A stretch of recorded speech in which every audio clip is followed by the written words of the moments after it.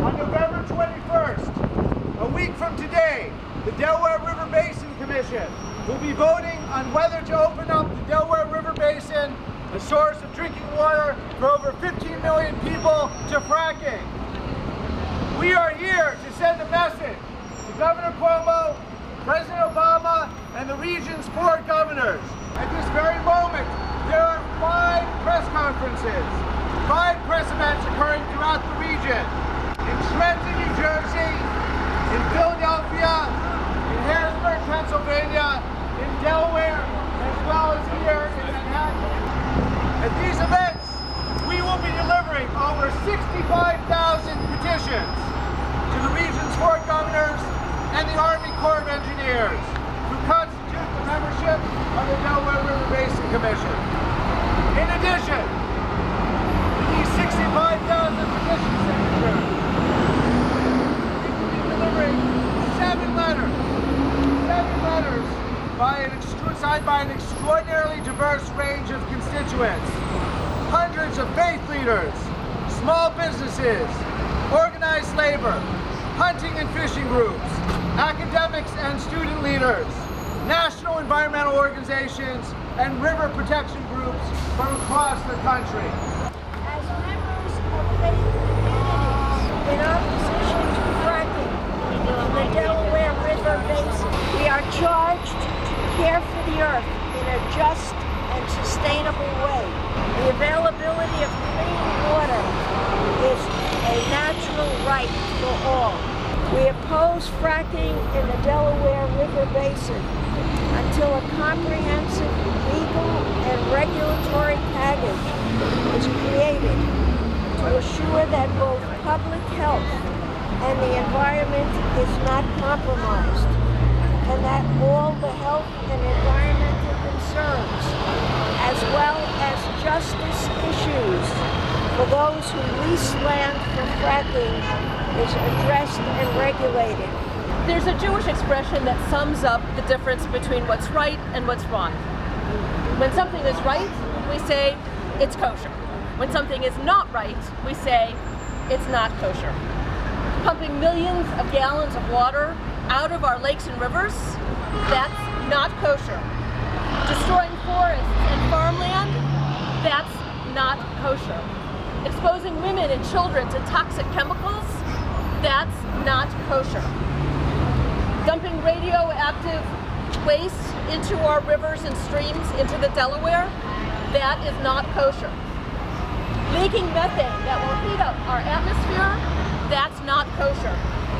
Leaving behind abandoned wells lined with cement that will crack and decay in 50 years, that's not kosher. Governor Cuomo, the Delaware River Basin does not belong to you, it does not belong to me, and it certainly does not belong to the gas companies.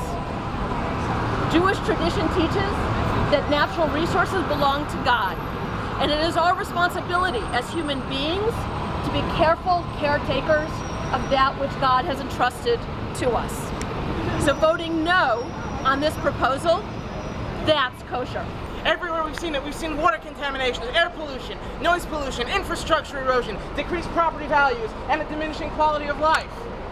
You know, the gas industry would like to say that our argument here is not based on fact, but that's just not true.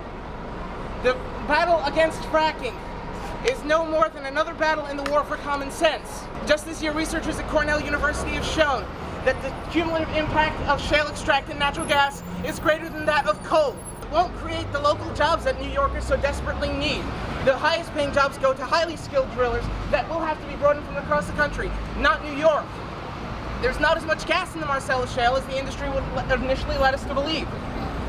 Fracking is not profitable without huge government subsidies, but when it came to higher education, all of a sudden Governor Cuomo said, we don't have the money for it. But we do have, all of a sudden, we do have the money to throw at these greedy gas companies. As a representative of the collective CUNY student body, we are looking to Governor Cuomo to show the necessary leadership, not only to ban fracking here, but to use his vote in next week's Delaware River Basin Commission to ban fracking in the entire region.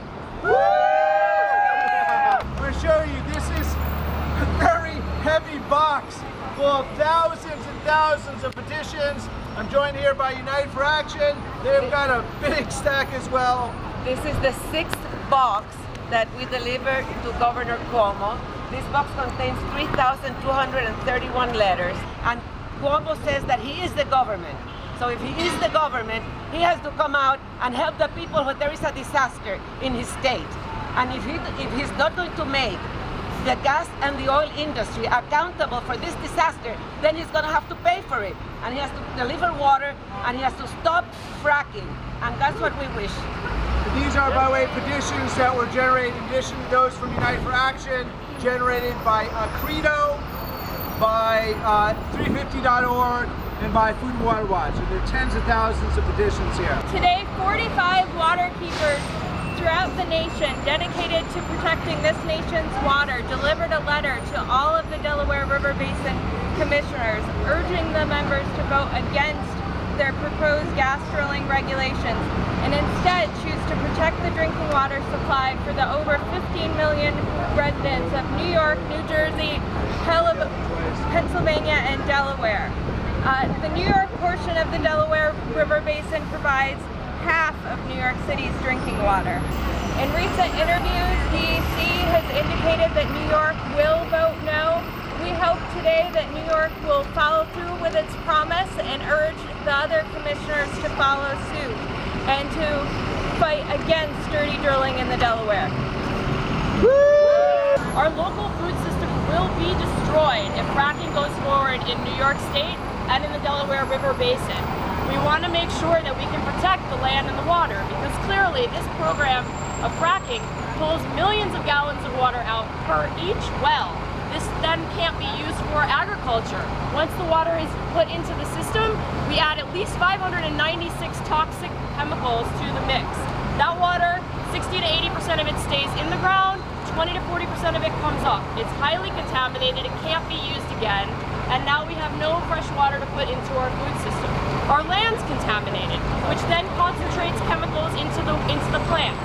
Once the plants have chemicals in them and toxins, then the animals eat them. So then we have our livestock that's suffering. Now we have stillbirths. Now we have illnesses in animals. Our entire food system is being destroyed. Plus, as we move up the food chain, we all know concentration of toxic chemicals causes more and more and more problems. And as we eat any of those animals or those plants, we're going to be inundated with all of these toxins. The governor is indicating that he will be voting no on the Delaware River Basin Commission to approve regulations for hydraulic fracturing. And we're a little buoyed by this, and we think it's a good start.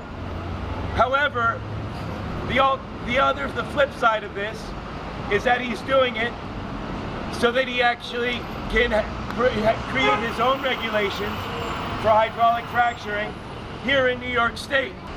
We have been told by General Electric, who is at the forefront of doing research on solar energy, that within 5 years, solar energy will be cheaper than fossil fuel energy.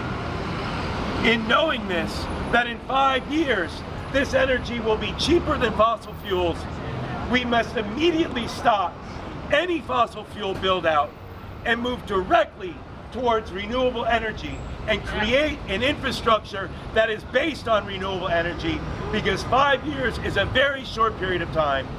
We will be there before we know it. And in 5 years, we don't want to be stuck with more power plants that run on gas and more pipelines and more of this infrastructure that is already obsolete. Who here is going on the bus to Trenton? The gas industry has actually rented an entire hotel outside. They're actually taking multiple hotels to get industry people out there speaking. We need to pack this hearing. We're gonna have a rally outside. We have a bus going down on Thursday. To get on the bus going to the Binghamton hearing for the DEC, go to unitedforaction.org. You can sign up. It's a free bus, co-sponsored by Sierra Club. And you know, there's plenty of space still left, so please come and attend.